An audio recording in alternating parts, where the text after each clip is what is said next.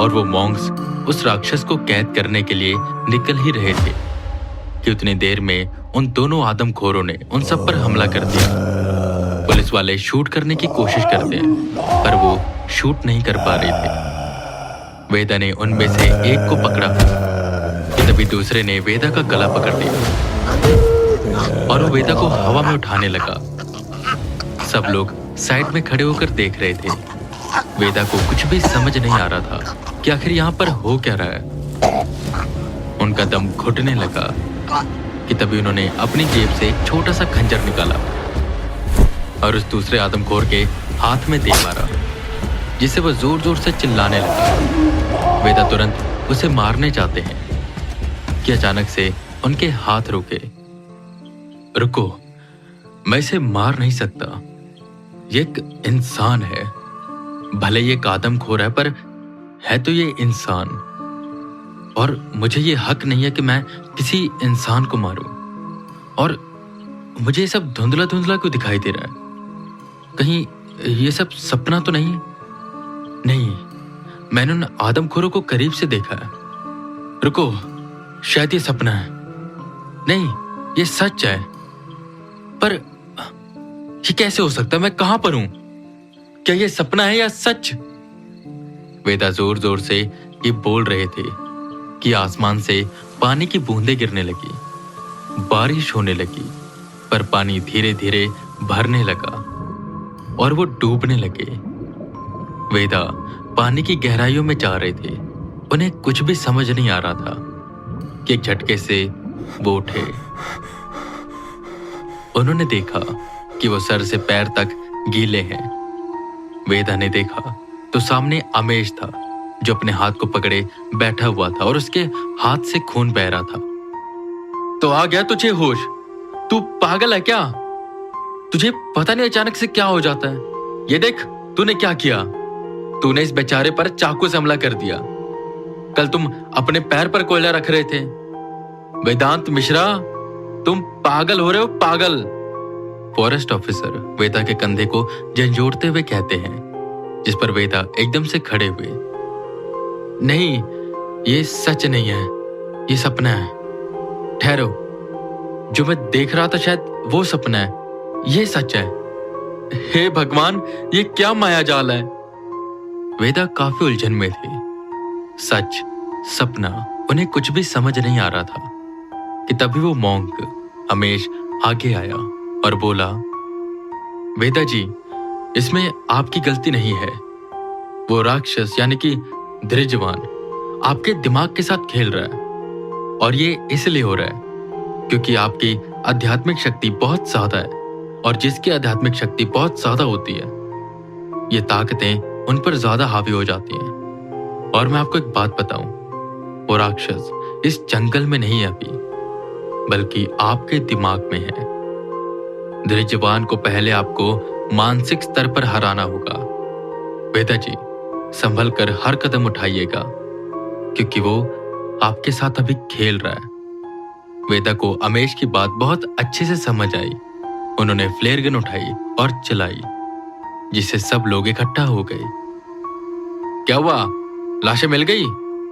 Police head ने वहां पर आते ही पूछा, जिस पर सबने नाम में सिरे लाया और वेदा की ओर इशारा किया।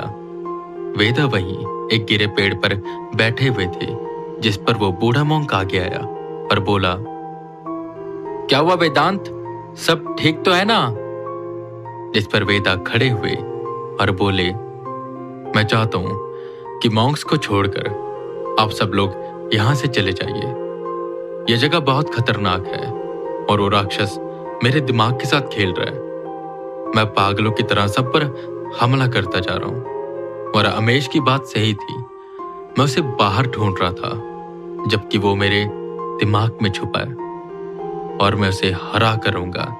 इसलिए मैं चाहता हूं आप सब चले जाइए, और जो मॉन्क उसे कैद कर सकते हैं बस वही यहां पर रुके, क्योंकि जैसे वो राक्षस बाहर आएगा हमें उसे कैद करना है।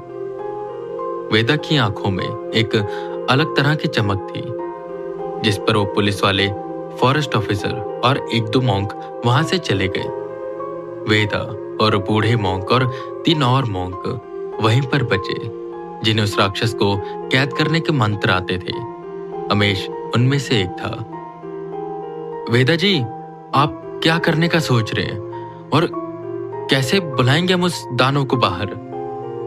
अमेश ने पूछा, जिस पर वेदा बोले, वो आएगा, उसे आना पड़ेगा, क्योंकि अब ये लड़ाई होगी मेरे और उस राक्षस के बीच में। मैं यहां पर साधना करने जा रहा हूं। अगर वो मेरे सपने में आ सकता है तो मैं उसे सपने से हकीकत में ला सकता हूं। और आप सब बस तैयारी करिए उसे कैद करने की।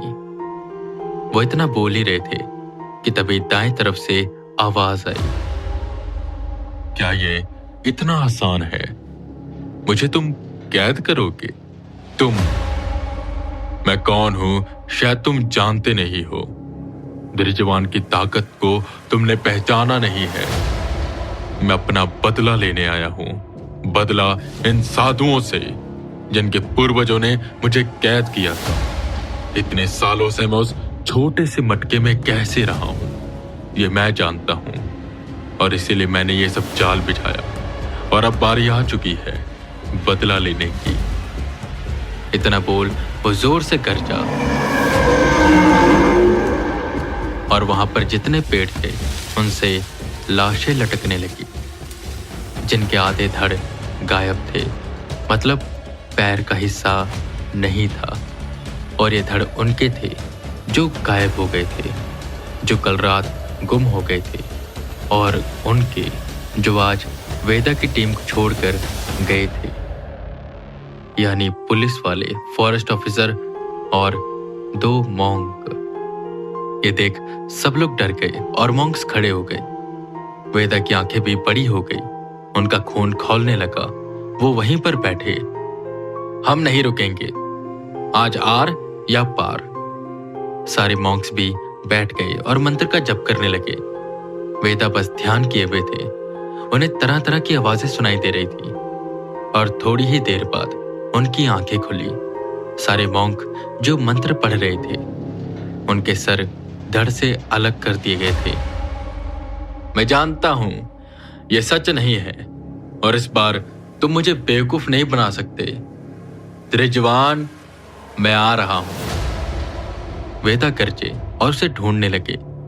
वो बस जंगल में यहां वहां भटक रहे थे।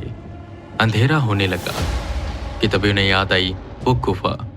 अगर ये उसके सपने की दुनिया है, मतलब समझ गया।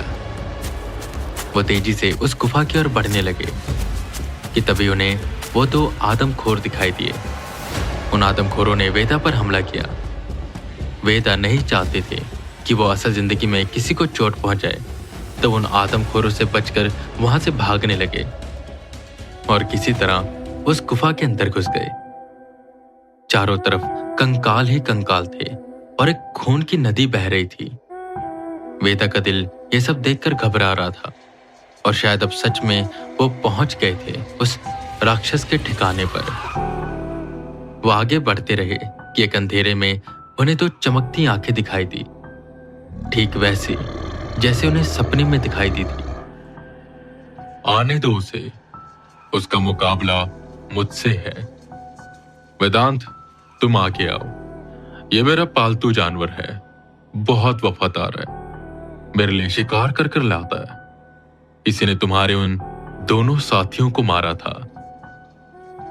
वेदा उसे नजरअंदाज करते हैं और तेजी से आवाज का पीछा करने लगते हैं। वहां पर ढेर सारी हड्डियों का कंकाल था, जिस पर एक कुर्सी बनी हुई थी। उसके ऊपर एक आदमी बैठा हुआ था। मैंने तो सोचा था कि यह कोई दानव होगा, पर यह तो इंसान लग रहा है, वेदा ने मन में सोचा, जिस पर वो शख्स वेदा के सामने कूदा। नहीं वेदांत, मैं इंसान नहीं हूं। मैं भी तुम्हें दिखाने के लिए बस एक इंसान का रूप लेकर आया हूं। जैसे वो सामने आया और वेदा ने उसे देखा तो वो दंग रह गए। वो ठीक वेदा की तरह दिख रहा था। हैरान मत हो, मैं जैसा चाहूं वैसा वेश ले सकता हूं, पर एक बात बताऊं, मुझे तुम्हारा शरीर बहुत अच्छा लगा। तुम्हारे अंदर इतनी ताकत है कि तुम मेरी शक्तियों को रोक सकते हो। वरना तुम्हारी जगह कोई और होता तो उसकी नसें, उसका सर अब तक फट जाता। इसलिए मैं सोच रहा हूं कि मैं अपना विशाल काय रूप छोड़कर तुम्हारे शरीर में आ जाऊं। वेदांत, अगर तुम जीत गए तो मैं यहां से बाहर निकल जाऊंगा, जिससे तुम्हारे साधु मुझे कैद कर लेंगे। पर अगर तुम हार गए तो मैं तुम्हें मार दूंगा और तुम्हारे शरीर पर कब्जा कर लूंगा, ताकि मैं इंसानी दुनिया में आराम से जा सकूं। वेदांत मिश्रा, यह नाम मुझे अच्छा नहीं लग रहा। मैं शायद इस नाम को भी बदल दूं। वेदा समझ गए कि वो सच में फंस चुके हैं, क्योंकि ये जो उनके सामने खड़ा है, ये कोई सामान्य रूह, आत्मा या भूत नहीं, बल्कि